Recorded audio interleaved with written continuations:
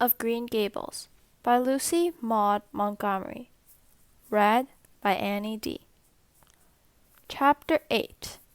Anne's bringing up is begun. For reasons best known to herself, Marilla did not tell Anne that she was to stay at Green Gables until the next afternoon. During the forenoon, she kept the child busy with various tasks and watched over her with a keen eye while she did them. By noon, she had concluded that Anne was smart and obedient, willing to work, and quick to learn. Her most serious shortcoming seemed to be a tendency to fall into daydreams in the middle of a task and forget all about it until such time as she was sharply recalled to earth by a reprimand or a catastrophe. When Anne had finished washing the dinner dishes, she suddenly confronted Marilla with the air and expression of one desperately determined to learn the worst. Her thin little body trembled from head to foot. Her face flushed, and her eyes dilated until they were almost black. She clasped her hands tightly and said in an imploring voice, "Oh, please, Miss Cuthbert, won't you tell me if you're going to send me away or not?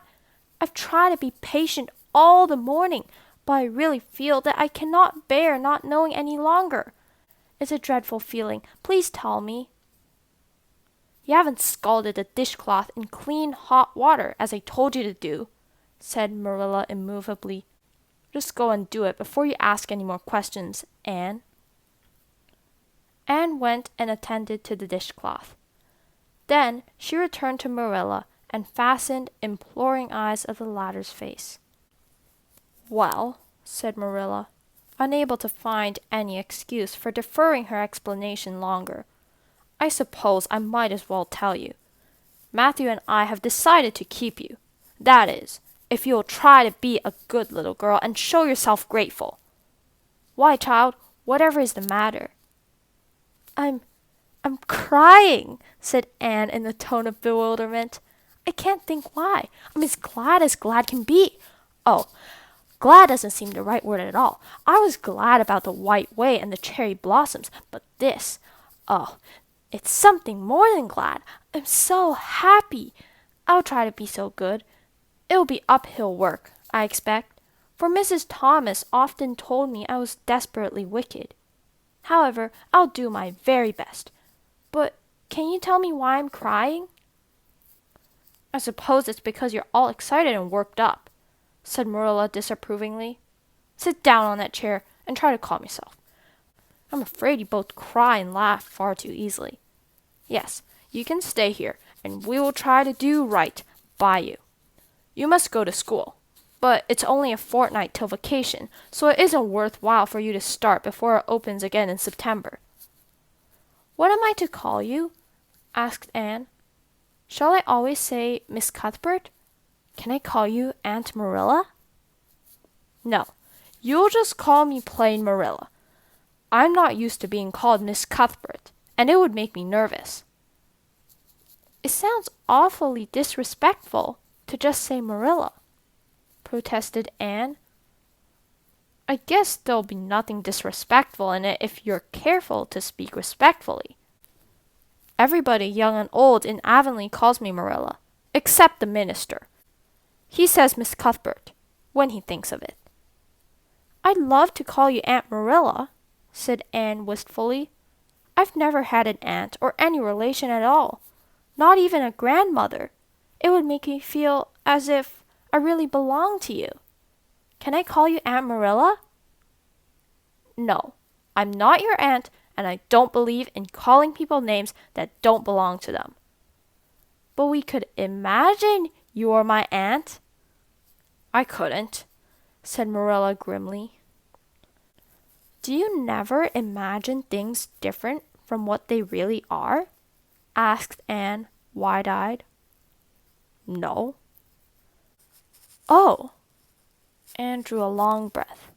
"Oh, Miss Marilla, how much you miss." "I don't believe in imagining things different from what they really are," retorted Marilla. "When the Lord puts us in certain circumstances, He doesn't mean for us to imagine them away. And that reminds me. Go into the sitting room, Anne, and be sure your feet are clean and don't let any flies in. And bring me out the illustrated card that's on the mantelpiece. The Lord's Prayer is on it, and you'll devote your spare time this afternoon to learning it off by heart. There's to be no more of such praying as I heard last night." "I suppose I was very awkward," said Anne apologetically. "But then, you see, I've never had any practice. You couldn't really expect a person to pray very well the first time she tried, could you? I thought out a splendid prayer after I went to bed, just as I promised you I would. It was nearly as long as a minister's and so poetical. But would you believe it? I couldn't remember one word when I woke up this morning. And I'm afraid I'll never be able to think out another one as good. Somehow, things never are so good when they're thought out a second time. Have you ever noticed that?" "Here's something for you to notice, Anne. When I tell you to do a thing, I want you to obey me at once, and not stand stock still and discourse about it. Just you go and do as I bid you." Anne promptly departed for the sitting room across the hall. She failed to return. After waiting 10 minutes, Marilla laid down her knitting and marched after her with a grim expression. She found Anne standing motionless before a picture hanging on the wall between the two windows, with her eyes astar with dreams. The white and green light strained through apple trees and clustering vines outside fell over the rapt little figure with a half-unearthly radiance. "Anne, whatever are you thinking of?" demanded Marilla sharply. Anne came back to earth with a start. "That," she said, pointing to the picture, a rather vivid chromo entitled, "Christ Blessing Little Children. And I was just imagining I was one of them, that I was the little girl in the blue dress, standing off by herself in the corner as if she didn't belong to anybody, like me. She looks lonely and sad, don't you think? I guess she hadn't any father or mother of her own. But she wanted to be blessed too, so she just crept shyly up on the outside of the crowd, hoping nobody would notice her, except him. I'm sure I know just how she felt. Her heart must have beat and her hands must have got cold, like mine did when I asked you if I could stay. She was afraid he mightn't notice her, but it's likely he did, don't you think? I've been trying to imagine it all out. Her edging a little nearer all the time until she was quite close to him. And then he would look at her and put his hand on her hair. And oh, such a thrill of joy as would run over her. But I wish the artist hadn't painted him so sorrowful looking. All his pictures are like that, if you've noticed. But I don't believe he could have really looked so sad or children would have been afraid of him." "Anne," said Marilla, wondering why she had not broken into the speech long before. "You shouldn't talk that way. It's irreverent. Positively irreverent." Anne's eyes marveled. "Why, I felt just as reverent as could be. I'm sure I didn't mean to be irreverent." "Well, I don't suppose you did, but it doesn't sound right to talk so familiarly about such things. And another thing, Anne, when I send you after something, you're to bring it at once, and not fall into mooning and imagining before pictures. Remember that. Take that card and come right to the kitchen. Now, sit down in a corner and learn that prayer off by heart." Anne set the card up against the jugful of apple blossoms she had brought in to decorate the dinner table. Marilla had eyed that decoration askance, but had said nothing, propped her chin on her hands, and fell to studying it intently for several silent minutes. "I like this," she announced at length. "It's beautiful. I've heard it before. I've heard the superintendent of the asylum Sunday school say it over once. But I didn't like it then. He had such a cracked voice and he prayed it so mournfully. I really felt sure he thought praying was a disagreeable duty. This isn't poetry, but it makes me feel just the same way poetry does. Our Father, who art in heaven, hallowed be thy name. That is just like a line of music. Oh, I'm so glad you thought of making me learn this, Miss Marilla. Well, learn it and hold your tongue, said Marilla shortly. Anne tipped the vase of apple blossoms near enough to bestow a soft kiss on a pink-cupped butt, and then studied diligently for some moments longer. Marilla, she demanded presently, do you think that I shall ever have a bosom friend in Avonlea? What kind of friend? A bosom friend. An intimate friend, you know. A really kindred spirit to whom I can confide my inmost soul. I've dreamed of meeting her all my life. I never really supposed I would, but so many of my loveliest dreams have come true all at once that perhaps this one will too. Do you think it's possible? Diana Barry lives over at Orchard Slope, and she's about your age. She's a very nice little girl, and perhaps she will be a playmate for you when she comes home. She's visiting her aunt over at Carmody just now. You'll have to be careful how you behave yourself, though. Mrs. Barry is a very particular woman. She won't let Diana play with any little girl who isn't nice and good. Anne looked at Marilla through the apple blossoms, her eyes aglow with interest. What is Diana like? Her hair isn't red, is it? Oh, I hope not. It's bad enough to have red hair myself, but I positively couldn't endure it in a bosom friend. Diana is a very pretty little girl. She has black eyes and hair and rosy cheeks, and she is good and smart, which is better than being pretty. Marilla was fond of morals as the Duchess in Wonderland, and was firmly convinced that one should be tacked on to every remark made to a child who was being brought up. But Anne waved the moral inconsequently aside and seized only on the delightful possibilities before it. Oh, I'm so glad she's pretty, next to being beautiful oneself, and that's impossible in my case. It would be best to have a beautiful bosom friend.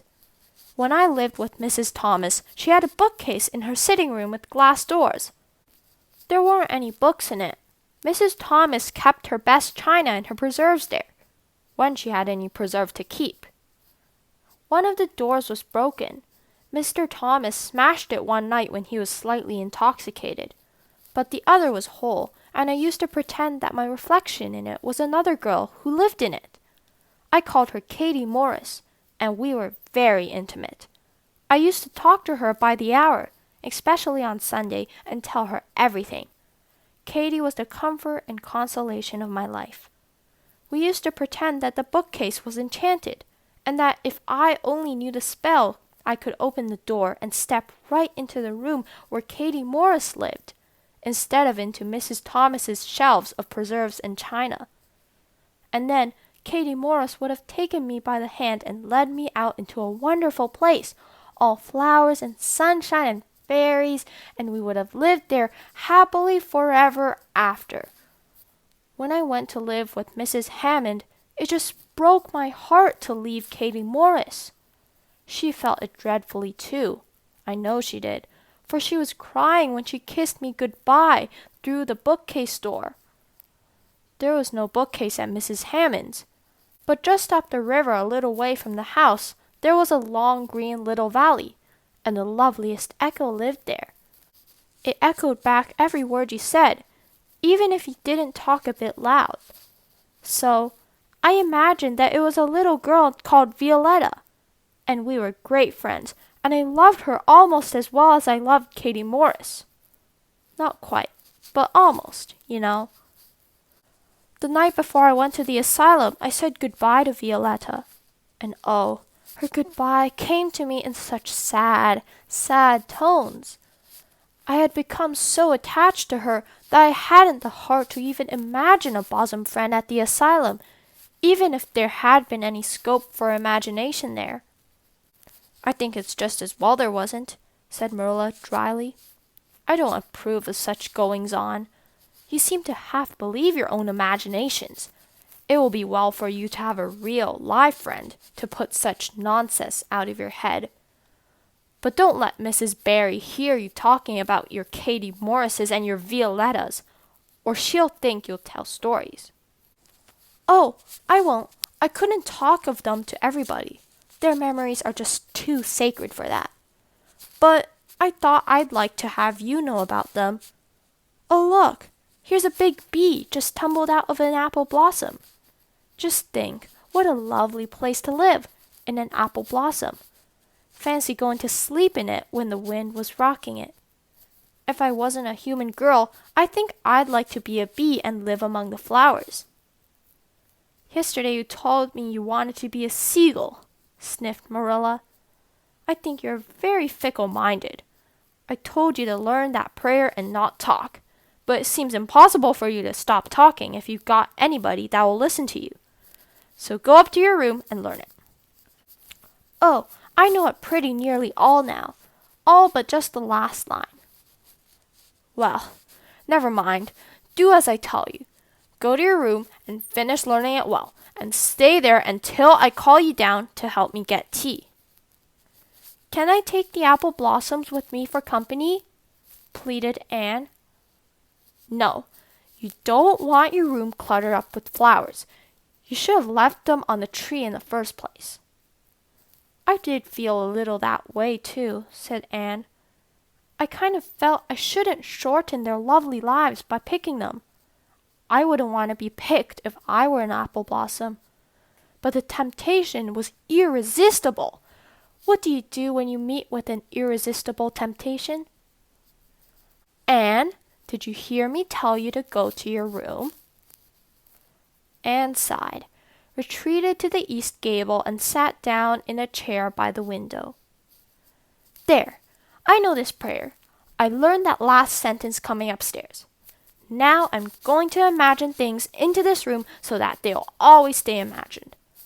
The floor is covered with a white velvet carpet with pink roses all over it, and there are pink silk curtains at the windows.